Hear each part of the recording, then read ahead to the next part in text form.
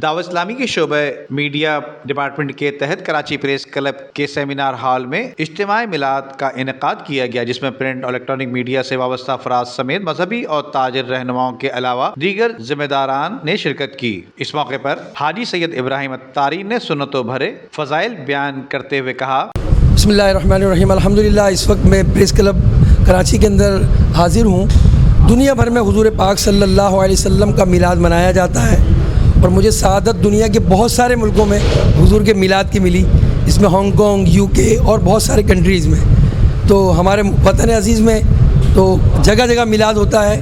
Press club والوں نے بھی دعوت اسلامی کے ذریعے الحمدللہ محفل میلاد کا انعقاد کروایا۔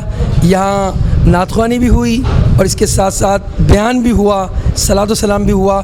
میں دعا گو ہوں کہ جو یہاں کے ممبران ہیں ان تمام مسلمانوں کو اللہ تعالیٰ اس کی برکتوں سے مالا مال کرے۔ جو پریس کلب کے اندر میں آج محفل میلاد کا انعقاد کیا گیا، جس میں تمام صحافی اور تاجر برادری اور دیگر شعبہ زندگی سے لوگوں نے اس میں شرکت کی۔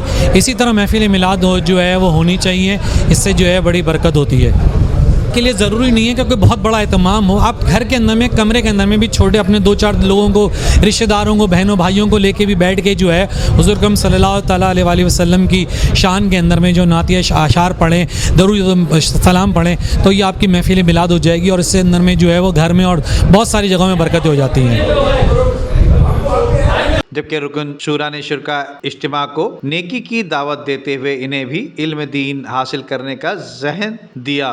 اجتماع کے اختتام پر دعا اور صلاۃ السلام بھی پیش کیا۔ کیمرہ مین امجد اقبال کے ساتھ ندیم صدیقی، میٹرو 7 پاکستان۔